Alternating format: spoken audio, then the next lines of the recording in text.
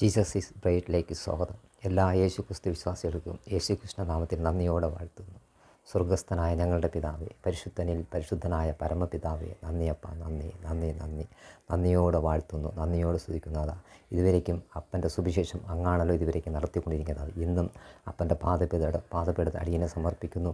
ഇന്നും നടത്തുന്ന സുവിശേഷവും അപ്പയ്ക്ക് വേണ്ടിയാണ് നടത്തുന്ന കർത്താവ്. അങ്ങ് തന്നെ അടിയൻ്റെ ഹൃദയത്തിൽ വന്നുകൊണ്ട് അവിടുത്തെ വചനങ്ങൾ തന്നപ്പ ജഡത്തിൻ്റെ ഒരു സ്വഭാവം എൻ്റെ ഹൃദയത്തിൽ നിന്ന് വരില്ല. അങ്ങ് തന്നെ ഹൃദയത്തിൽ വാസം ചെയ്തുകൊണ്ട് അങ്ങേക്ക് ഇന്നത്തെ ചിന്താവിഷയത്തിലേക്ക് വേണ്ടത് എല്ലാം അങ്ങ് തന്നെ നടത്തണം കർത്താവ്. അപ്പോൾ ഇതാരൊക്കെ ഇതെല്ലാം കണ്ടുകൊണ്ടിരിക്കുന്നു, അവരുടെ ഹൃദയത്തിനകത്തല്ല എൻ്റെ യേശു കടന്നു ചെന്ന് അവർക്ക് വേണ്ട എല്ലാ നന്മകളും കൊടുക്കണം കർത്താവ്. ആത്മീയമായി ബലപ്പെടുത്തണം, ആത്മീയമായി ബലപ്പെടുത്തണം, ഭൗതികമായി ബലപ്പെടുത്തണം കർത്താവെ. അവർ എന്തെല്ലാം വിഷയത്തോടെ, ഭാരത്തോടെ, ദുഃഖത്തോടെ ഇരിക്കുന്ന കർത്താവെ, അവിടെയെല്ലാം എൻ്റെ ദൈവത്തിൻ്റെ ശക്തികരങ്ങൾ അവരുടെ ഉള്ളിലേക്ക് കടഞ്ചത് അവരുടെ വിഷയങ്ങളെല്ലാം എൻ്റെ ദൈവം ഇടപെടണം കർത്താവെ. അവിടെ മാറ്റങ്ങൾ ചെയ്ത് ഇത് കേൾക്കുമ്പോൾ തന്നെ അവിടെ ആത്മീയ ജീവിതത്തിൽ മാറ്റങ്ങൾ വരണം, ഭൗതിക ജീവിതത്തിൽ മാറ്റം വരണം കർത്താവെ. കാണുന്ന സകല പേരിലും എൻ്റെ യേശു ക്രിസ്തുവിനെ സകല അപ്പൻ്റെ പാദപീഠത്തിൽ സമർപ്പിക്കുന്നു. പ്രാർത്ഥന കേട്ടതിനും പ്രാർത്ഥന മത്തിറങ്ങി വന്നതിനും നന്ദി. യേശു ക്രിസ്തുവിൻ്റെ നാമത്തിൽ ജീവനുള്ള നല്ല പിതാവേ, ആമേൻ ആമേൻ. ഇന്നത്തെ ചിന്താവിഷയം ദേവ ആലയം എവിടെ, ദൈവം വസിക്കുന്നത് എവിടെ? എൻ്റെ പ്രിയമക്കളെ, ദൈവം വസിക്കുന്ന എവിടെയാണ്? നിങ്ങളെല്ലാവരും വിചാരിക്കുന്ന പോലെ ദൈവം അവിടെ ഇവിടെ തൂണിലും തുരുമ്പിലും കല്ലിലും ആണെന്നാണ് പലവരും വിചാരിച്ചിരിക്കുന്നത്. ദൈവം ആലയം ഇവിടെ. പഴയ കാലത്തിൽ മോശയുടെ കാലം വരെ ദൈവം ഒരു ലേഖ കുടുംബത്തിൽ നിന്ന് ഒരാളിൻ്റെ ദേഹത്തിൽ മാത്രമേ ദൈവം വസിക്കുകയുള്ളൂ. ബാക്കി ദൈവം പുറത്താണ് വസിച്ചു കൊണ്ടിരിക്കുന്നത്. അവരുടെ ദേഹത്തിൽ വന്ന് കാര്യങ്ങൾ പറഞ്ഞുകൊണ്ട് അത് ചെയ്യണം ഇത് ചെയ്യണം. ഇന്ന് നമ്മുടെ കോവിലുകളിൽ പൂജാരികൾ നടത്തും പോലെ ആ കാലഘട്ടങ്ങൾ ചെയ്തുകൊണ്ടിരുന്നു. അന്നത്തെ യഹൂദന്മാരുടെ രീതി തന്നെയാണ് ഇന്ന് നമ്മുടെ കോവിലുകളിലും നടത്തിക്കൊണ്ടിരിക്കുന്നത്. കാരണം ഞാനൊരു ഹിന്ദു വിശ്വാസിയായിരുന്നു. ശബരിമലയിൽ പോകുന്ന കാലങ്ങളിലും ഞാനും ശബരിമലയിൽ പോയിട്ടുണ്ട്. അവിടെ തന്നെ എഴുതി വച്ചിട്ടുണ്ട് തത്വമഗത്തിനി എന്ന അതിൻ്റെ അർത്ഥം സംസ്കൃത വാക്കാണ്. അതിൻ്റെ അർത്ഥം എന്താണ്? ദൈവം നിങ്ങളിൽ തന്നെ ഉണ്ട്. ഞാനിപ്പം തന്നെ പോകുന്നു, പണ്ടൊക്കെ ഞാൻ പോയിക്കൊണ്ടിരിക്കുക കാരണമാണ്. കാരണം ഇത് അന്ന് ദൈവം വസിച്ചു കൊണ്ടിരുന്നത് ഒരാളിൻ്റെ ദേഹത്ത് വന്ന് ആലയത്തിൽ വന്ന് ദൈവം കൂടാരത്തിൽ വന്ന് പണി ചെയ്തുകൊണ്ട് അവിടെ വേണ്ടുന്ന കാര്യങ്ങൾ ദൈവം എടുത്തേക്ക് ആ മനുഷ്യൻ വന്ന് എല്ലാ കാര്യങ്ങളും ചെയ്യും. ബാക്കി ദൈവം വന്നുകൊണ്ട് പുറത്ത് അത് ആണ്ടിലൊരുക്ക വന്ന് ചെയ്തിട്ട് പോകും. ബാക്കി അവരുടെ എല്ലാ ദൈവത്തിന് വേണ്ട കാര്യങ്ങൾ എന്തൊക്കെ ഉണ്ടോ ബലി കൊടുക്കുന്നു, ആ കാര്യങ്ങളെല്ലാം ചെയ്തിട്ട് പോകും. പക്ഷെ എന്ത് ചെയ്യാൻ പറ്റും? ഒരാൾ പോലും രക്ഷിക്കപ്പെട്ടില്ല. എന്നാൽ ദൈവം ആലയം എവിടെയാണ്? പഴയ നിയമത്തിൽ തന്നെ ഉണ്ട്. ദൈവാലയം എവിടെയാണ്? നമുക്ക് പഴയ നിയമത്തിൽ ഒരു നിയമത്തിലേക്ക് പഴയ നിയമത്തിൽ നിന്നും ഒരു വചനം എടുത്തുകൊണ്ട് നമുക്ക് വരാം. യേശയ്യ 66:1 പറഞ്ഞു, വാനം എനിക്ക് സിംഹാസനവും ഭൂമി എനിക്ക് പാദപീഠം, ഇതിൽ ഞാനിങ്ങനെ വാസം ചെയ്യും. ആകാശത്തെ സൃഷ്ടിച്ച ദൈവം ഭൂമിയെ സൃഷ്ടിച്ച ദൈവമാണ്. ഇതിലെങ്ങനെയാണ് ദൈവം വാസം ചെയ്യുന്നത്? ഈ പ്രപഞ്ചത്തും സകലവും സൃഷ്ടിച്ച എന്ത് ദൈവമാണ്? ഞാനെയും നമ്മളെയും ലോകത്തിലെ സകലവരും ജീവനുള്ള സകലവരെയും സൃഷ്ടിച്ച എൻ്റെ ദൈവം അതിലെങ്ങനെ വാസം ചെയ്യും? അതുതന്നെയാണ് പഴയത്. ഇനി ഒരു വചനം, 2 വചനം കൊണ്ട് ഒരാളുടെ മാത്രം സാക്ഷി പറയല്ലോ, 2 പേരുടെ സാക്ഷിയോട് വേണമല്ലോ. അപ്പോസ്തല പ്രവൃത്തികൾ 7:48 പറയുന്നു, കൽപ്പണിയായതിൽ ഞാനൊന്ന് വസിക്കുന്നത്. ഇത് സ്തേവാൻ എന്ന പുരോഹിതനാണ് ഇത് ചെയ്തത്. ആ മനുഷ്യൻ പറഞ്ഞിരിക്കുകയാണ്, കൽപ്പണിയായതിലൊന്നും ഞാൻ വാസം ചെയ്യുന്നില്ല. ഇതൊന്ന് മാത്രം പോരല്ലോ, ഇനി ഒരാളുടെ കൂടെ സാക്ഷ്യമാണല്ലോ. അപ്പോസ്തലനായ പൗലോസ് പറഞ്ഞിട്ടുണ്ട്. അപ്പോസ്തല പ്രവൃത്തികൾ 17:25 പറഞ്ഞിട്ട്, കൽപ്പണിയായതിലൊന്നും ഞാൻ വാസം ചെയ്യുന്നില്ല. അപ്പം 2 പേരും പറഞ്ഞത് ഒന്ന് തന്നെയാണ്. 3 പേരും പറഞ്ഞ ഒന്ന് എന്താണ്? കൽപ്പണിയായ മനുഷ്യൻ ചെയ്യുന്ന കൽപ്പണിയായാലൊന്നും ഞാൻ വാസം ചെയ്യുന്നില്ല. അപ്പം എവിടെയാണ് ദൈവം വാസം ചെയ്യുന്നത്? ചർച്ചിനകത്തോ, കെട്ടിടത്തിനകത്തകത്തോ, പിന്നെ എവിടെയാണോ നാം എല്ലാം ചെയ്യുന്നത്? എന്താണ്? അതിനും നമുക്ക് തെളിവ് വേണ്ടേ? ഉണ്ടെന്നുള്ളതിന് തെളിവ് വേണ്ടേ? അപ്പം ദൈവം എവിടെയാണ് വാസം ചെയ്യുന്നത്? 1 കൊരിന്ത്യർ 3:14 പറയുന്നു, നിങ്ങൾ തന്നെയാണ് ആലയം. ആരാണ്? നിങ്ങൾ തന്നെയാണ് ആലയം. അതേ 1 കൊരിന്ത്യർ 6:19 പറയുന്നുണ്ട്, നിങ്ങൾ തന്നെ ആലയം, പരിശുദ്ധാത്മാവ് നിങ്ങൾ വാസം ചെയ്യുന്ന സ്ഥലം. അപ്പം നമുക്ക് ഉറപ്പായി. അപ്പോൾ ദൈവം എവിടെയാണ് വസിക്കുന്നത്? നമ്മുടെ ഉള്ളങ്ങളിൽ, നമ്മുടെ ഉള്ളങ്ങൾ. അപ്പം മനുഷ്യൻ ചെയ്യുന്ന ആലയം എവിടെയാണ്? നമ്മുടെ ഉള്ളങ്ങൾ. അപ്പം ഇന്ന് വിശ്വാസികളെല്ലാം ആ പരിശുദ്ധാത്മ ഹൃദയത്തിലേക്ക് ഏറ്റിക്കൊണ്ട് ദൈവം വാസം ചെയ്യുന്നത് പോലെ ആരെങ്കിലും ഇന്ന് സഭയിൽ നടക്കുന്നുണ്ടോ? എല്ലാവരുടെ ചിന്ത ഏതാണ്? ഏത് ക്രിസ്ത്യാനി എടുത്താലും ശരി തന്നെ, അത് ഏത് ബന്ധക്കോസായാലും ശരി തന്നെ, റോമർ കത്തോലിക്കായാലും തന്നെ, ഏത് സഭയായെടുത്താലും എന്ന് അവിടെ എല്ലാം രാവിലെ പോകുന്നു, പള്ളിയിൽ പോകുന്നു, എല്ലാം ചെയ്യുന്നു, സഭയ്ക്കകത്ത് പോകുന്നു, ആരാധന, പാട്ട്. എന്താണ് ആരാധന? ദൈവത്തിനെ ഹൃദയത്തിൽ സ്വീകരിച്ചുകൊണ്ട് വരുന്നു. യോഹന്നാൻ 4:25 പറഞ്ഞു, എന്താണ്? ശമരിയ സ്ത്രീ എടുത്തു ദൈവത്തിനെ തൊഴുന്ന പിതാവിനെ തൊഴുന്ന കലം ആ മലയിലുമല്ല യെരുസലേമിലുമല്ല, ആത്മാവിലും സത്യത്തിലുമാണ് എന്നുള്ളത്. ആത്മാവിലും സത്യത്തിലും തൊടുന്ന കാലം വന്നു എന്നാണ് പറയുന്നത്. അപ്പം എന്താണ്? വന്നു. ആത്മാവ്, ദൈവം ആത്മാവാണ്. ആത്മാവിലും സത്യത്തിലും. സത്യം, ആത്മാവ് എന്ന് പറഞ്ഞാൽ സത്യം തന്നെ. ആത്മാവിലും ഹൃദയത്തിനകത്ത് സത്യം. യോഹന്നാൻ 32:8 പറയുന്ന പോലെ സത്യത്തിൻ്റെ ആത്മാവ് നിങ്ങൾ ഉള്ളിലും സകല സത്യവും നിങ്ങൾ തിരിച്ചറിയും. ആ സത്യം നമ്മൾ തിരിച്ചറിയുന്നത് കൊണ്ടാണ് നമ്മൾ ആത്മാവിൽ ദൈവത്തിനെ ആരാധിക്കും. എത്ര പേര് അങ്ങിരുന്ന് ആരാധിക്കുന്നു. രാവിലെ വരുന്നു, ആരാധനയ്ക്കകത്ത് ആരാധന ഞാനും ചെയ്തവൻ തന്നെയാണ്. ആരാധന ചെയ്തിട്ട് കൈകൾ മലർത്തിക്കൊണ്ട് നമ്മൾ ആരാധന ചെയ്യും. ആരാധന ചെയ്യുമ്പോൾ ആ ദൈവത്തിനതുണ്ടോ? എന്താണ് ആരാധന? ആത്മാവിലും സത്യത്തിൽ. എത്ര പേര് ആത്മാവിലും സത്യത്തിൽ ചെയ്യുന്നു? എത്ര പേരാണ്? ആത്മാവിലും സത്യത്തിൽ ആരാധിക്കുമ്പോൾ തന്നെ അവരുടെ കണ്ണുകൾ എവിടെ ആരുണ്ടോ അപ്പുറത്ത് നോക്കുന്നു, ഇപ്പുറത്ത് നോക്കുന്നു. എന്താ കാര്യങ്ങൾ? പാസ്റ്റർ എന്ത് ചെയ്യുന്നു, അടുത്ത് നിൽക്കുന്നവർ എന്ത് ചെയ്യുന്നു? അത് ആത്മാവല്ല. ആത്മാവിൽ പ്രാർത്ഥിക്കുമ്പോൾ അവരുടെ ചിന്ത എങ്ങനെയോ പോകുന്നു. എന്താണ് പോകുന്നത്? ആത്മാവിലില്ല. അപ്പം വചനം എന്ത് പറഞ്ഞു? നിങ്ങൾ തന്നെയാണ് ആലയം, നമ്മൾ തന്നെ വസ്തു. അപ്പോൾ എന്താണ്? എഫേസ്യർ 2:20 പറഞ്ഞത്, യേശു ക്രിസ്തുവോ നിങ്ങൾ മൂലക്കല്ലായിരിക്കുമ്പോൾ നിങ്ങൾ ആരാണ്? മൂലക്കല്ലായ യേശു നിങ്ങളിൽ വാസം ചെയ്യുന്നുണ്ടോ? വാസം ചെയ്യുന്നുണ്ടെങ്കിൽ നിങ്ങൾ എന്താണ് ചെയ്യുക? ആലയമായിട്ടിരിക്കുമ്പോൾ എന്താണ്? നമ്മൾ യേശുവിൻ്റെ സ്വഭാവം നമ്മൾ വെളിപ്പെടും. യേശുവിൻ്റെ നല്ല സ്നേഹം, ദയ, കരുണ, മനസ്സരുതൽ, നല്ല താഴ്ന്ന സ്വഭാവങ്ങൾ. ആ സ്വഭാവം നമ്മളിലുണ്ടോ? ആ റോമർ 5 മത്തായി 5 ഭാഗങ്ങൾ പറയുന്നുണ്ട്. ആരാണ് ഭാഗ്യവാൻ? മനസ്സിൽ എളിമയുള്ള ഭാഗ്യവാൻ, താഴ്മയുള്ളവൻ ഭാഗ്യവാൻ. അങ്ങനെ കുറേ ഭാഗ്യവാന്മാർ എല്ലാം അവിടെ പറഞ്ഞിട്ടുണ്ട്. അവരല്ലേ ഭാഗ്യവാൻ? സഭയിൽ വന്നവനാണ് ഭാഗ്യവാൻ, ആരാധിക്കുന്നവനാണ് ഭാഗ്യവാൻ, സ്വോത്രകാശ് കൊടുക്കുന്നവനാണ് ഭാഗ്യവാൻ, സുവിശേഷം ചെയ്യുന്നവനാണ് ഭാഗ്യവാൻ പറയുന്നത് അല്ല. നന്മകൾ ചെയ്യുന്നവനാണ് ഭാഗ്യവാൻ. ആരുമല്ല. ഭാഗ്യവാൻ ആരാണ്? എളിമയിൽ മനസ്സിൽ ആത്മാവിൽ ദരിദ്രരായവൻ ഭാഗ്യവാൻ. ഇങ്ങനെ കുറേ ഭാഗ്യവാന്മാരെക്കുറിച്ച് ആ ഭാഗങ്ങളിൽ വായിക്കുമെന്ന് അറിയാൻ പറ്റും. ഇതൊന്നുമില്ലാതെ സഭയിൽ വന്നോട് ഭാഗ്യം പറഞ്ഞു 1 മണിക്കൂർ 2 മണിക്കൂർ ആരാധന. ഈ നമ്മളുടെ ആലയത്തിനകത്ത് എത്ര പേര് രാവിലെ ആലയമായിട്ട്, നമ്മളാണ് ആലയം എന്ന് പറഞ്ഞില്ല, ചർച്ചിനകത്ത് വരുന്നു. ചർച്ച് എല്ലാവരുടെ വിചാരം എന്താണ്? ഇതിനകത്താണ് ദൈവം ഇരിക്കണം. ഇതൊരു കെട്ടിടമല്ലേ? കെട്ടിടം എന്തിനാണ്? ആലയത്തിനും ദൈവത്തിൻ്റെ കാര്യങ്ങൾ പറഞ്ഞു കൊടുക്കാനും അതിനുവേണ്ടിയാണ് ആലയം. നമ്മൾക്കൊന്ന് ദൈവത്തിൻ്റെ മഹത്വപ്പെടുത്താനും വേണ്ടി. ഇന്ന് അവർ വച്ചിരിക്കുന്നതെല്ലാം എവിടെയാണ്? കെട്ടിടത്തിനകത്ത്. ഞായറാഴ്ച ഒരു ദിവസം വന്ന് ഇവിടെ ദൈവം ഇരിക്കുകയാണ് എന്ന് പറഞ്ഞ് ആലയത്തിനകത്ത് വരികയാണ്. ഇതിനകത്ത് വന്ന് ഭയങ്കര നിശബ്ദത, ശാന്ത, ഒന്നും പറയാൻ പാടില്ല. ശാന്ത, ഒന്നും എന്തെങ്കിലും ഒരു തർക്കം. ഇത് എന്തൊരു സ്ഥലമാണെന്ന് അറിയാമോ? ഇതൊരു പരിശുദ്ധമായ സ്ഥലമാണ്. ഇതാ പരിശുദ്ധമായ സ്ഥലം. വചനം എന്ത് പറഞ്ഞു? നമ്മൾ സഭയാണ്, ദൈവം തലയായിട്ടിരിക്കുകയാണ്. ഇത് കൂടി വന്ന് 4 പേര് 5-6 കല്ലുകളെല്ലാം പുറക്കി വെച്ചുകൊണ്ട് ഇതൊരു കെട്ടിടമായി. ഇതിനകത്താണ് വചനം എന്ത് പറഞ്ഞു? 1 2 എൻ്റെ നാമത്തിൽ എവിടെ കൂടിയാലും ഞാൻ അവിടെ. കെട്ടിടത്തിനകത്തല്ല, ഒരു മരത്തിൻ്റെ മൂട്ടിലായാലും ഒരു വയലിലായാലും മലയിലായാലും എവിടെ ഇരുന്നാലും എൻ്റെ നാമത്തിൽ 1 2 പേർ കൂടി ഞാൻ അവിടെ. അത് തന്നെയാണ് നമ്മൾ ചർച്ച ഇവിടെ വരുന്നത്, ഈ കെട്ടിടത്തിനകത്ത്. ഇതിനകത്തല്ല ദൈവം വാസം ചെയ്യുന്നത്. എല്ലാവരും ധരിച്ചിരിക്കുന്നത് ഇവിടെ വന്നുകൊണ്ട് ഇവിടെ ഒന്നും പറയാൻ പാടില്ല. ഇതിനകത്ത് 3 മണിക്കൂർ ഇരുന്നത് വരെ വളരെ നിശബ്ദത, ശാന്തത. അവരെപ്പോലെ തന്മനസ് ആരുമില്ല. എന്താ പറയാൻ? വചനം എന്ത് പറയുന്നു? നിങ്ങൾ തന്നെയാണ് ആലയം, നിങ്ങൾ തന്നെ മതി. എത്ര പേര് ആലയം മന്ദിരമായിട്ട്? രാവിലെ എഴുതിച്ച ഒരു പ്രാർത്ഥനയില്ല, രാവിലെ എഴുതിച്ചൊരു വചന ശുശ്രൂഷയില്ല, രാത്രി പ്രാർത്ഥനയുണ്ടോ, രാത്രി വായനയുണ്ടോ? ഒന്നുമില്ല. എത്ര പേർക്കുണ്ട്? ദൈവം 3 നേരം പ്രാർത്ഥന ആർക്കുണ്ട്? 2 നേരം പ്രാർത്ഥന ആർക്കുണ്ട്? 1 നേരെങ്കിലും പ്രാർത്ഥനയുണ്ട്?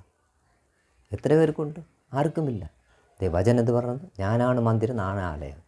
അയൽവക്കത്തിരുന്ന ചണ്ട, വീട്ടിനകത്തുന്ന ഭാര്യ ഭർത്താക്കന്മാർ ചണ്ട, വൈകുന്നേരം പ്രാർത്ഥനയ്ക്ക് പോയ ചണ്ട, കൂട്ടത്തിലിരുന്ന പ്രാർത്ഥന. ഇതിരുന്ന വരത്തില്ല.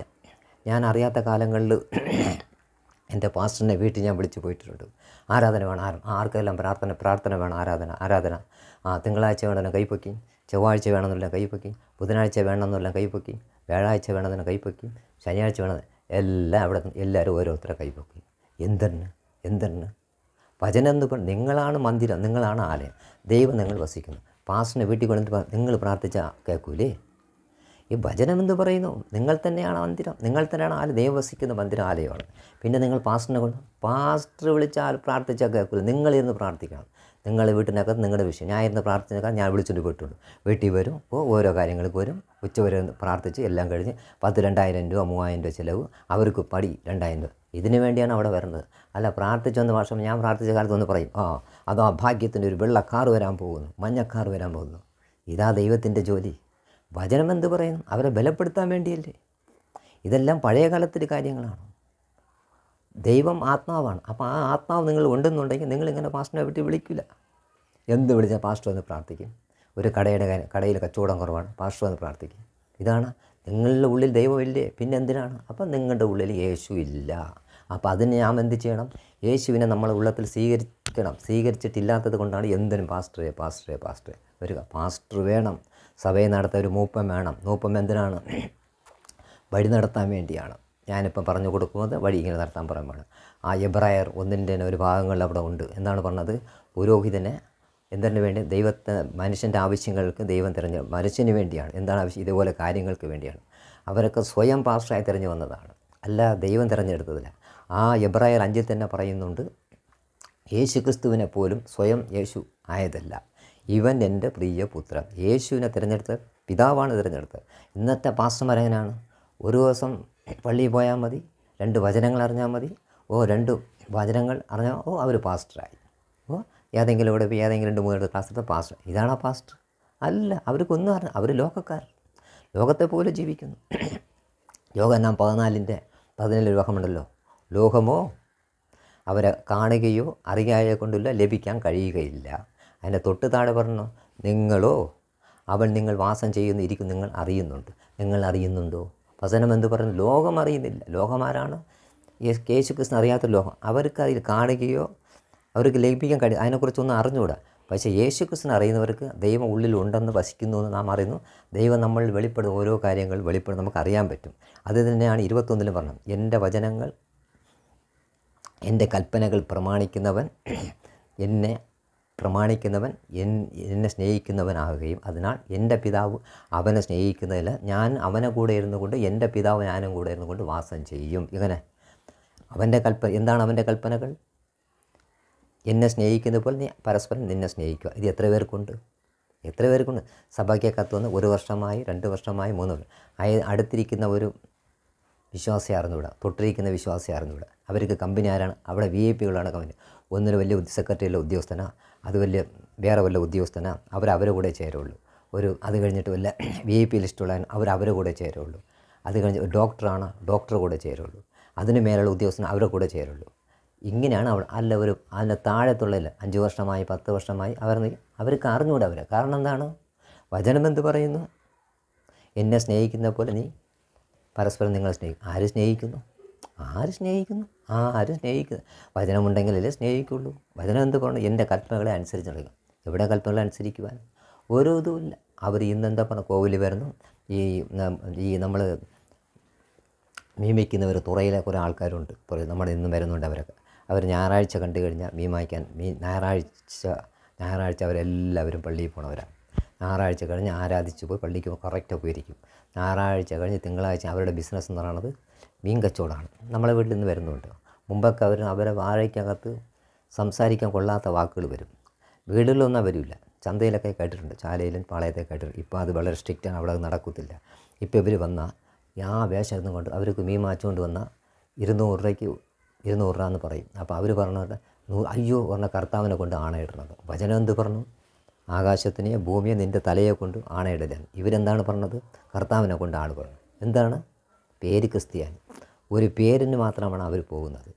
യഥാർത്ഥത്തിൽ അവർ കറക്റ്റ് ഞായറാഴ്ച അവർ പോയിരിക്കും. കാരണം അതാണ് അവർക്ക് ഞായറാഴ്ച പോയിരിക്കും. ഞായറാഴ്ച പോയില്ലൊന്ന് എന്തോ സംഭവിക്കും, എന്തോ നടക്കും, കച്ചവടം നടക്കില്ല എന്ന് അവിടെ പാസ്റ്റർമാർ പറഞ്ഞു വെച്ചിരിക്കുകയാണ്. എന്തെങ്കിലും വിഷയം അച്ഛനെ അറിയിക്കും. വചനം എന്ത് പറഞ്ഞു? നിങ്ങൾക്കൊരു പിതാവേ ഉള്ളൂ എന്നാണ് വചനം പറയുന്നത്. ഇവർക്ക് എന്താ എല്ലാവരും പിതാവ്? നമുക്ക് ഒരു പിതാവല്ലേ ഉള്ളൂ. സഭകളിലെല്ലാം പിതാവേ. ആര് പിതാവ്? ബാക്കിയെല്ലാം പാസ്റ്ററും അപ്പോസ്തലന്മാരല്ലേ? പിതാവേ എന്ന്. അപ്പം വചനമില്ല. നിങ്ങൾ മന്ദിരമാണ്, ആലയമാണെന്ന് വചനം പറയുന്നത്. നിങ്ങളതെന്താ ആ വഴിയിലേക്ക് എന്താ പോകാത്തത്? പണ്ട് ഞാൻ തന്നെ ക്ഷേത്രങ്ങളിലൊക്കെ പോയിട്ടുണ്ട്. പോകുമ്പോൾ എന്താണ് ചെയ്യുന്നത്? പൂജാരി തരും, വെള്ളം പോലെ കുടിച്ചും കൊണ്ട് നെറ്റിയിലിടും. ഇതെല്ലാം പോയിക്കൊണ്ടിരുന്ന കാലമായിരുന്നു. അത് തെറ്റാണെന്ന് എനിക്ക് മനസ്സിലായതുകൊണ്ട് ആ ഭാഗങ്ങളെല്ലാം ഞാൻ വിട്ടത്. പിന്നെ രാവിലെ പ്രാർത്ഥന എന്താണ് എഴുതിക്കും, കുളിച്ച് പോയി ചെയ്യും പ്രാർത്ഥിക്കും. ഇതുപോലത്തെയാണ് ക്രിസ്ത്യാനികൾ. രാവിലെ എഴുതിക്കും, വായിക്കും, ഒരു ഫോൾമാരി 2 വചനം എഴുതിക്കും. എന്ത് വചനം? പേരിന് വേണ്ടി 2 വചനം. ഒരു കാലവിടെ, ഒരു കാലിവിടെ. പ്രാർത്ഥന. ഇതാണ് പ്രാർത്ഥന. പോകാൻ അവർക്ക് സമയമില്ല. ഒരു കാലപ്പുറത്ത് ഒരു കാലിപ്പുറത്ത്. ഇതാണ് പ്രാർത്ഥന. പ്രാർത്ഥന ഇതല്ല. അതിനുവേണ്ടി നമ്മൾ സമയം കണ്ടെത്തണം. രാവിലെ ആയാലും ഉച്ചയ്ക്കായാലും രാത്രിയായാലും സമയം കണ്ടെത്തിക്കൊണ്ട് അപ്പൻ്റെ പാദപ്പെടുത്തിയിരുന്നു കൊണ്ട് നമ്മുടെ വിഷയങ്ങൾ സംസാരിക്കണം. വീട്ടിൽ ചോറ് വെച്ച കാര്യങ്ങൾ, മീൻ വെച്ച കാര്യങ്ങൾ, കൊടുക്കൽ വാങ്ങൽ, എന്ത് വിഷയമുണ്ടെങ്കിലും അപ്പൻ്റെ അടുത്ത് വരിക. മക്കളെ കാര്യം, ഭാര്യകാര്യം, അയൽവക്കക്കാര്യം, എന്ത് വിഷയം വരും അപ്പൻ്റെ അടുത്ത് സംസാരിക്കുമ്പോൾ നമുക്കത് മറുപടി കിട്ടും. ഇത് നിങ്ങൾ ചെയ്യുന്നുണ്ടോ? എത്ര പേരിത് ചെയ്യുന്നുണ്ട്? എവിടെ? രാവിലെ നമുക്ക് കാണാം, നമ്മുടെ ഹിന്ദുക്കൾ പ്രാർത്ഥിക്കും പോലെ നമ്മുടെ ക്രിസ്ത്യാനികൾ പ്രാർത്ഥിക്കുന്നത്. ഈ ബാറ് കച്ചവടം ചെയ്യുന്ന ആൾക്കാരുണ്ടല്ലോ, ഇവിടെ തിരുവനന്തപുരത്ത് കൂടുതലും ബാറ് കച്ചവടം ചെയ്യുന്നത് ഹിന്ദുക്കളാണ്. അങ്ങോട്ടൊക്കെ പോയാൽ കൂടുതലും ചെയ്യുന്ന കോട്ടയത്തൊക്കെ ആരാണ്? ക്രിസ്ത്യൻസുകളാണ്. അപ്പം നമ്മളെ തിരുവനന്തപുരത്ത് ബാർ ചെയ്യുന്ന അവർ പ്രാർത്ഥിക്കും, ദൈവമേ ഇന്ന് ഒറ്റോട് പേരും മദ്യം കഴിക്കാൻ വരണമേ. ഇതെന്തൊരു കുടിച്ച് നന്നാകാൻ വേണ്ടിയാണ്. നല്ല വഴിക്ക് പോകണം. കുടിച്ച് ചാവേലേ ചെയ്യണം. അതുപോലെ അവരും യേശു ക്രിസ്തുവിൻ്റെ ഫോട്ടോയും വെച്ചും കൊണ്ട് അവരെന്ത് ചെയ്യണത്? അവരിത് തന്നെ പറയണം, കർത്താവേ ഇന്നലെ നടന്ന കട്ടല ഇന്ന് ഇരട്ടി കച്ചവടം നടക്കണം കർത്താവ്. ആരെടുത്ത് പറയണത്? യേശു ക്രിസ്തുവിൻ്റെ വിഗ്രഹത്തിൻ്റെ അടുത്ത് പറയുന്നത്. യേശു ക്രിസ്തു ഇതാ ജോലി, അത് എഴുതി വെച്ചിട്ടുണ്ട് അവിടെ. ഇതിൽ ഇത് കുടിച്ചാൽ നീ ചത്തുപോകുന്നു. അത് കുടിച്ചാണ് ഇത് ഇന്ന് ചാവയാണ്. അടുത്ത ശ്മശാനത്ത് ഹിന്ദുക്കൾ പറയാണ്, ദൈവമേ അവൻ പ്രാർത്ഥിക്കുന്നത് ഇന്നലെ അപ്പ ഒന്നും നടന്നില്ല, ഇന്ന് 4 എങ്കിലും വരണമേ. ഞാൻ താമസിക്കാൻ അടുത്താണ് ശ്മശാനം, തൊട്ടടുത്ത് തൈക്കാട് ശ്മശാനം. അവർ പ്രാർത്ഥിക്കുന്നത് ഇന്നലത്തെ പോലെ ആവലെ ഇന്ന് 4 വരണം. ഇതാണ് ദൈവത്തിൻ്റെ ജോലി. ഇതാണ് 3 വരണം, 4 വരണം. അടുത്ത ശവപ്പെട്ടി. ക്രിസ്ത്യാനികൾ ശവപ്പെട്ടി വയ്ക്കും. അപ്പോൾ ഇന്നലെ ഒന്നുപോലും വന്നില്ല, ഇന്ന് ഒന്നെങ്കിലും വരണേ. ഇതാണോ പ്രാർത്ഥന? ഇതല്ല. എന്താണ്? ഇതെല്ലാം ഒരു എന്താ അവരുടെ ഉദ്ദേശം? എന്താ? ഈ ലോകക്കാരെ പോലെ ജീവിച്ചുകൊണ്ട് ലോകത്തിൻ്റെ വഴിക്ക് ജീവിക്കുകയാണ്. ലോകമോ അവരറിഞ്ഞില്ല, കാണിക്കുകയോ ചെയ്തിട്ടില്ല. നമ്മൾ ദൈവത്തിനെ അറിഞ്ഞവരാണല്ലോ. അപ്പം നാം എന്ത് ചെയ്യണം? ആ വഴിക്ക് നടക്കണം. ഇനി ലോകത്തിൻ്റെ വഴി നടക്കാതെ ലോകത്തിൻ്റെ ലോകത്തെ വഴി വിട്ടുകൊണ്ട് അപ്പൻ്റെ പാദപ്പെടുത്തിയിരുന്ന് മകനായിരുന്നുകൊണ്ട് മക്കളായിരുന്നുകൊണ്ട് ആ വചനത്തിൽ നിലനിന്നുകൊണ്ട് നമുക്ക് എന്താണ് വെച്ചാൽ അതറിഞ്ഞ് സഭയ്ക്കകത്ത് നമ്മൾ സഭയിൽ പോകണം, സഭയെ കാര്യം കേൾക്കണം, വചനത്തെ നിലനിൽക്കണം. വചനമുള്ള സഭയാണ് ആ സഭയ്ക്കകത്ത് വചനമുള്ള സഭയ്ക്കകത്ത് തന്നെ നിങ്ങൾ നിലനിൽക്കണം. ഇല്ലയെന്നുണ്ടെങ്കിൽ നമുക്ക് എന്ത് ചെയ്യാൻ പറ്റും? അത് നിങ്ങൾക്ക് പിടിച്ചില്ല എന്നുണ്ടെങ്കിൽ വചനമുള്ള സഭയെ നോക്കി പോകണം. ഇത് 15 മിനിറ്റ് വന്ന് അരമണിക്കൂർ വന്നും കൂടെ ഉള്ള കഥകളും പറഞ്ഞ് അതും പറഞ്ഞ് നിങ്ങളെ ബലപ്പെടുത്താൻ വയ്യാതെ, കാരണം നിങ്ങൾ ആത്മാവ് ചത്തിരിക്കുകയാണ്. വചനം എന്ത് പറഞ്ഞു? നിങ്ങളാണ് മന്ദിരമാണെന്ന്. ഇത് ഇവർ പറഞ്ഞു കൊടുക്കുന്നില്ല. നിങ്ങളാണ് ആലയമാണ്. ഇവർ വിചാരിച്ചിരിക്കുകയാണെന്ന് ഞായറാഴ്ച ദൈവമേ ഇവിടെ ഒന്ന് ഇരിക്കും. ഞായറാഴ്ച ഒരു ദിവസം ദൈവത്തിനെ കൊണ്ട് സഭയ്ക്കകത്ത് ഇരുത്തി 6 ദിവസം ഞങ്ങൾ തോന്നിവാസം പോലെ ഞങ്ങൾ ജീവിക്കാം. ഇവിടെ ഇരുന്നും കൊണ്ട് ഇവിടെ കാര്യങ്ങളെല്ലാം നിങ്ങൾ നടത്തിക്കൊണ്ട് കെട്ടിടത്തിനെയും നോക്കി കസാരയും നോക്കി ഇവിടുത്തെ കാര്യങ്ങളിൽ എൻ്റെ യേശു നോക്കിക്കൊണ്ടിരിക്കുക. കൂട്ടി വെച്ച് ഞങ്ങൾ പുറത്ത് പോകാം. ഞങ്ങൾ 6 ദിവസം എവിടെ കൊണ്ടിരുത്തി കളഞ്ഞ്? സഭയ്ക്കകത്താണ് ഇരുത്തിയിരിക്കുന്നത്. അപ്പോൾ ഇവരുടെ യേശു എവിടെ ഇരിക്കണം? സഭയ്ക്കകത്ത്. ഇവരെന്ത് വിഷയം വന്നാലും എന്താണ്? പാസ്റ്റർ വിളിക്കും. എന്താണ്? അവരുടെ ഉള്ളത്തിൽ യേശുവില്ല. എന്താണ് യേശു ഇല്ലാത്തത്? അവരില്ല, അവർ രക്ഷിക്കപ്പെട്ടിട്ടില്ല. രക്ഷിക്കപ്പെട്ടിട്ടുണ്ടെന്നുണ്ടെങ്കിൽ അവൻ്റെ ഉള്ളിൽ യേശു വരും. യേശു ഇരിക്കും. യേശു കാണാൻ നമുക്കവിടെ പ്രവൃത്തിയിൽ കൂടി കാണാൻ പറ്റും. അപ്പോസ്തല പ്രവൃത്തിയിൽ മത്തായി 5:15 നിങ്ങളിലോ സൽപ്രവൃത്തികൾ നിങ്ങളുടെ കൂടി ദേശത്ത് കാണാൻ സാധിക്കും. അതുകൊണ്ട് എത്ര പേർക്ക് കാണുന്നു? സഭയ്ക്കകത്തിറങ്ങി എത്ര പേര് സംസാരിക്കുന്നു? ആരെടുത്ത്? നല്ല വസ്ത്രം ഇട്ടുകൊണ്ട് വന്ന അവരെടുത്ത് ഒരസൂയ. അതുപോലെ തന്നെ പരസ്പരം അങ്ങോട്ടും ഇങ്ങോട്ടും തന്നെയാണ്, പരസ്പരം മിണ്ടുന്നില്ല. ഇത് തന്നെയാണ് അവിടെ നടക്കുന്നത്. അത് കഴിഞ്ഞ് പുറത്ത് വന്നു കഴിഞ്ഞാലോ അവിടെ മുക്കിലിരുന്ന് കഥ, ഇവിടെ എന്തൊരു കഥ? വചനത്തിൻ്റെ കഥയാണോ? ആ കഥ ഈ കഥ. പിന്നെ പാസ്റ്റേഴ്സ് വരുന്നത് കണ്ട സിനിമ സ്റ്റാർ തോറ്റു പോകും. കോട്ടും സൂട്ടും ധരിച്ച് അതിനെക്കാട്ട്. കാരണം അങ്ങനെ ഇരുന്നാലേ മക്കൾ ആകർഷിക്കുകയുള്ളൂ. അവർക്കൊരു വചനവും അറിഞ്ഞുകൂടാ, ഒരു വചനവും വരുന്നുകൂടാ. ഞാൻ പോയ സഭയിൽ ഒരു വചനം എടുത്തുകൊണ്ട് പാസ്റ്റർ വന്നു. ഏത് വചനമാണ്? മത്തായി 17 ഒരു വചനമുണ്ട്.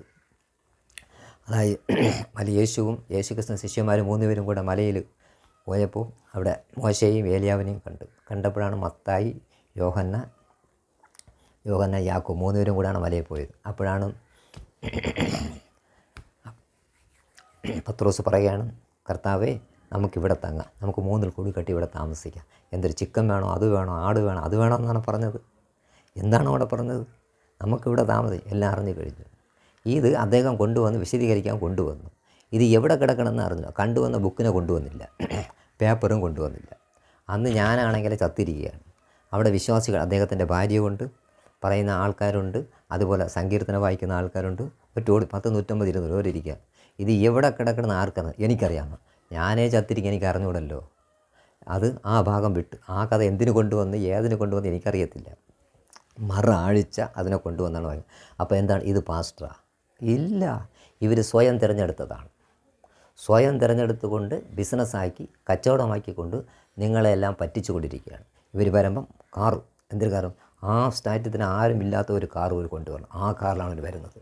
പിന്നെ വീട് ആ ദേശത്തില്ലാത്തൊരു കാറായിരിക്കണം. ഡ്രസ്സ് കാല് തൊട്ട് ഉള്ളവരെ സ്വർണ്ണം നിറഞ്ഞതായിരിക്കണം. കാരണം ഭയങ്കര ലുക്കാർ. പറഞ്ഞ എന്തിനാണ്? ദൈവം അനുഗ്രഹിച്ചില്ല, നിങ്ങളെ പറ്റിച്ചതാണ്. നിങ്ങൾ കൊടുത്ത കാശ് കൊണ്ടാണ് അവർ ഈ വഴിക്കാകുന്നത്. ദൈവമക്കളെ, നിങ്ങളെ വഞ്ചിതരാകരുത്, പറ്റിക്കരുത്. നിങ്ങളിന്നും പറ്റിച്ചുകൊണ്ടിരിക്കുകയാണ്. വചനമെന്ത്? നിങ്ങൾ മൂലക്കല്ലായിരിക്കെ, യേശു ക്രിസ്തു മൂലക്കല്ലായിരിക്കെ, നിങ്ങൾ അപ്പോസ്തലന്മാരും പൗലോസന്മാരും പാസ്റ്ററും നിങ്ങൾ തന്നെയാണ്. നിങ്ങൾ വീണ്ടും വീണ്ടും വഞ്ചിതരാകരുത്. നിങ്ങളെ പറ്റിച്ചു കൊണ്ടിരിക്കുകയാണ്. 100-95% പാസ്റ്റേഴ്സുമാർ നിങ്ങളിന്ന് വന്ദിച്ചു കൊണ്ടിരിക്കുകയാണ് കഥ. അവരെല്ലാം നിങ്ങളപ്പോൾ അവർ മാറണം. പാസ്റ്റേഴ്സുമാർ മാറണം, മനം തിരണം, മാനസാന്തരപ്പെടണം. ഈ ജനങ്ങളെ വഞ്ചിച്ചു കൊണ്ടിരിക്കുകയാണ്. ഇവർക്ക് വേണ്ട ഒരു വചനങ്ങളാണ്. അവരെ നിലനിർത്തണം. ഒരാൾ പോലും നശിച്ചു പോകും. വചനം എന്ത് പറയുന്നു? ദൈവരാജ്യം സമീപിച്ചിരിക്കുകയാണ്, സകലപേരും മാനസാന്തരപ്പെടും. ഇത് നിങ്ങൾ പറഞ്ഞു കൊടുക്കുന്നുണ്ടോ? അവർക്ക് വേണ്ട നല്ല ഉപദേശങ്ങൾ പറഞ്ഞു കൊടുക്കണം. നിങ്ങൾ തന്നെ ആനയാണ്. നിങ്ങൾ എത്ര സഭകൾ പറഞ്ഞു കൊടുക്കുന്നുണ്ട്? ഇല്ല. ഇവർ വന്ന് എവിടെയെങ്കിലും കുലുക്കുമ്പോൾ സ്തോത്രം കുലുക്കും സ്തോത്രം. എന്തിനു പറഞ്ഞാലും സ്തോത്രം. എന്തിനാണ് സ്തോത്രം? ഒരാട്ടക്കം പാട്ടകം തമിഴ് സിനിമയിലൊക്കെ ഞാൻ കണ്ടു. ഈ മരണ വീട്ടിൽ പോയി ഈ പറയുമ്പോൾ ഒരു ആട്ടൊക്കെ ഉണ്ടല്ലോ, മരണ വീട്ടിൽ കൊട്ടടിച്ചും കൊണ്ട് ആട്ടം ഉണ്ടല്ലോ, അതിന് നല്ല പോലെ കളിക്കാൻ പോലും അറിഞ്ഞുകൂടാ. ചത്ത വീട്ടിൽ കളിക്കുമ്പോൾ ആട്ടക്കലും പാട്ടക്കലും തുള്ളലും. ഇതാട്ടം. ഒന്ന് നേരെ കളിച്ചാലും കുഴപ്പമില്ല എന്ന് പറയാം. ഇതാണ് ആട്ടവും പാട്ടവും. ഇങ്ങനെയാണ് സഭയ്ക്കകത്ത്. ഇത് ആഡംബരവും അതിനകത്ത് പരിശുദ്ധാത്മ ഇരിക്കുകയാണെന്ന് പറഞ്ഞു. ഇല്ല, നിങ്ങളെ പൊട്ടം കളിപ്പിക്കുകയാണ്. അങ്ങനെ ഒന്നുമില്ല. വചനം എന്ത് പറയുന്നു? അപ്പോസ്തലർ 1:8 പരിശുദ്ധാത്മകൾ വരുമ്പോൾ നിങ്ങളെ ബലപ്പെടുത്തും. നിങ്ങൾ ശക്തിയായി പ്രാപിച്ചുകൊണ്ട് ദേശത്തും സഭയ്ക്കും നിങ്ങളൊരു സാക്ഷിയായിട്ടിരിക്കും. ഈ സാക്ഷിയാണ് വേണ്ടതല്ലാതെ സഭയ്ക്കകത്ത് വന്നുകൊണ്ട് ആടാനും പാടാനും തുള്ളാനും അല്ല. എൻ്റെ ദൈവമക്കളെ, നിങ്ങളെ കൈവിട്ടു പോകരുത്. വചനത്തെ നിലനിൽക്കണം. വചനത്തെ വാസ്റ്റന്മാർക്കൊന്നും ഞാൻ എതിരില്ല, സഭയ്ക്കെതിരല്ല, ഞാൻ ഒന്നിനും എതിരുമല്ല. നിങ്ങളെ പറ്റിച്ചുകൊണ്ട് ആ പറ്റിച്ചിൽ നിന്ന് നിങ്ങൾ വിടുതലാക്കി വചനത്തിന് നിലനിൽക്കുക. വചനത്തിൽ നിലകൊണ്ട് എന്താണ് നമുക്ക് വേണ്ടത്? നമുക്ക് വേണ്ട എന്താണ്? ആ ദൈവം നമ്മുടെ ഉള്ളിൽ വാസം ചെയ്യണം. ആ വാസം ചെയ്യാൻ നമ്മൾ എന്താണ് ചെയ്യേണ്ടത്? യോഹന്നാൻ 1:12 അവനെ കൈക്കൊണ്ട് അവൻ്റെ നാമത്തിൽ നാം വിശ്വസിക്കുമ്പോൾ ദൈവമക്കളായി. ദൈവത്തിൻ്റെ മക്കൾ അവനെന്ന് വെച്ചാൽ യേശു തന്നെയാണ്. യേശു നമ്മുടെ ഉള്ളിൽ വന്നു കഴിഞ്ഞ് വാസം ചെയ്തുകൊണ്ട് നമ്മൾ ക്രിയയൊക്കെ ചെയ്യുമ്പോൾ നമ്മൾ അത് തന്നെ എഫേസ്യർ 1:13-14 പറയുന്നുണ്ട്. സുവിശേഷം കേട്ട് വിശ്വസിക്കുമ്പോൾ ദൈവം നമ്മുടെ ഉള്ളിൽ വരും. ദൈവം ഉള്ളിൽ വരുമ്പോൾ നമ്മൾ ബലവാനായ ശക്തി പോയി. അത് തന്നെയാണ് അപ്പോസ്തലർ 2:38 പറയുന്നത്. എന്താണ് അവിടെ പറയുന്നത്? മാനസാന്തരപ്പെട്ട് യേശു ക്രിസ്തുവിൻ്റെ നാമത്തിൽ നിങ്ങൾ പാവമതി ഏറ്റു പറയുമ്പോൾ പരിശുദ്ധാത്മാവ് ഉള്ളിൽ വരും. ഇത് ഉള്ളിൽ വരുമ്പോഴാണ് നമ്മളതിൽ മൂലക്കല്ലായ യേശു നമ്മുടെ ഉള്ളിൽ വസിക്കുന്നത്. ഇത് നിങ്ങളെപ്പോഴും ഈ ഒരു ശ്രദ്ധ എപ്പോഴും നിങ്ങൾക്ക് വേണം. അല്ല, പാസ്റ്റർമാർക്കൊന്നും പറഞ്ഞു തരില്ല. പറഞ്ഞു തന്നു കഴിഞ്ഞാൽ നിങ്ങളുമാർ പാസ്റ്ററെ ആശ്രയിച്ച് പോകത്തില്ല. നിങ്ങൾ വീണ്ടും അടിമകളായിരിക്കണം എന്ന് അവരുടെ ഒരേ ചിന്ത അടിമകളായി. ഞാൻ ഇരുന്ന സഭയിൽ തന്നെ അവർ ഞാൻ 2 മണിക്ക് ശേഷം ക്ലാസ് എടുത്തപ്പോൾ പറഞ്ഞ ക്ലാസ് എന്താണെന്ന് അറിയാമോ? എല്ലാവർക്കും ക്ലാസ് കൊടുക്കുകയാണ്. ക്ലാസ് കൊടുത്തുകൊണ്ടിരിക്കും. നിങ്ങൾ വചനം വായിച്ചുകൊണ്ടിരിക്കുമ്പോൾ എടുക്കാൻ വചനം വന്നിട്ട് അടുത്തത് എന്ത് ചെയ്യണം? അടുത്തൊരു അമ്മച്ചി അവിടെ നിന്ന് പറയില്ല, അത് സമയം പോകാൻ വേണ്ടി പാട്ട് പാടണം. കണ്ട, സത്യം അവിടെ പുറത്തു വന്നു. സമയം പോകാൻ വേണ്ടി അവിടെ പാട്ട് പാടണം. അപ്പോൾ അവിടെ വചനത്തിനല്ല പ്രാധാന്യം. അവരെന്താണ്? രക്ഷിക്കപ്പെട്ടില്ല. ഇവരെല്ലാം വെറും കള്ള പാസ്റ്റേഴ്സുമാരാണ്. അവർ നിങ്ങളെ വഞ്ചിച്ചുകൊണ്ട് നിങ്ങളെ നിലനിർത്താതെ അവർക്ക് വേണ്ടത് എന്താണ്? നിങ്ങളുടെ കാശ് മാത്രമാണ്. ഞാൻ പോയ സ്ഥലം എൻ്റെ സഭയിൽ തന്നെ ഞാൻ അവിടെ ഒരു AC, അതുപോലെ തന്നെ ഒരു വലിയ സ്റ്റാൻഡ്, അതുപോലെ മൈക്ക് കേക്ക്, അത് കാശുകൾ അത് 10-20 നിറയെ അന്നറിയാത്ത കാലഘട്ടങ്ങളിൽ കൊടുത്തു. ഒറ്റോട് കാശ് അങ്ങനെ പോയി. കറക്റ്റ് മാസം എനിക്ക് അവർ ഭയങ്കര മുൻതൂക്കം അവിടെ തരും. ഇതുപോലെ എല്ലാ സഭകളും എന്തെങ്കിലും അവർക്കൊരു മുൻതൂക്കം കൊടുക്കും. കാരണം അവനൊന്നും അറിഞ്ഞുകൂടാ. അറിയാത്തവന് മുൻതൂക്കം കൊടുക്കും. പാട്ട് പാടി ട്രംപ് കൂട്ടി അടിക്കുമ്പോൾ പരിശുദ്ധാത്മാവ് വന്നു. എല്ലാം കിടന്ന് ആട്ടക്കും പാട്ടക്കും. കറണ്ട് പോട്ട് എല്ലാം നിന്ന്. ഈ കോവിലിൽ മേള അടിക്കുമ്പം കറണ്ട് പോകുമ്പോൾ നിൽക്കും പോലെ ഇതിന് കോവിലിൽ ഇതെന്തൊരു വ്യത്യാസം? എല്ലാം ഒന്ന് തന്നെയാണ്. എൻ്റെ ദൈവമക്കളെ, നിങ്ങളെ പറ്റിക്കുകയാണ്. നിങ്ങളിന്ന് വഞ്ചിതരാകരുത്. സഭയ്ക്കകത്ത് പോകണം, സഭ വേണം, എല്ലാം വേണം. നിങ്ങൾ വചനത്തിൽ നിലനിൽക്കും. ഞാൻ പറഞ്ഞ എല്ലാ വചനങ്ങളും നിങ്ങളുടെ കയ്യിൽ, അതേ വചനങ്ങൾ നിങ്ങളുടെ ബൈബിളിൽ തന്നെ ഉണ്ടാകും. പ്രത്യേകിച്ചൊന്നും എൻ്റെ കയ്യിലില്ല. നിങ്ങളെ കൈക്കകത്തുള്ള അതേ ബൈബിളിൽ തന്നെ ഈ വചനങ്ങളെല്ലാം ഉണ്ട്. കർത്താവ്, നിങ്ങൾ അതിൽ നിന്നുകൊണ്ട് പരിശുദ്ധാത്മാവിനെ നിരന്തരം പ്രാപിച്ചുകൊണ്ട് നിങ്ങൾ യേശു ക്രിസ്തുവിൻ്റെ നാമത്തിൽ നിങ്ങൾ ഓരോ ദിവസവും പുതുക്കം പ്രാപിച്ച് പുത്തൻ മനുഷ്യനായി രൂപാന്തരപ്പെട്ടുകൊണ്ട് നിങ്ങൾ ഇനി വഞ്ചിതരാകരുത്. ഇത്രയും കാര്യങ്ങൾ പറഞ്ഞുകൊണ്ട് എൻ്റെ വാക്കുകൾ ചുരുക്കുന്നു.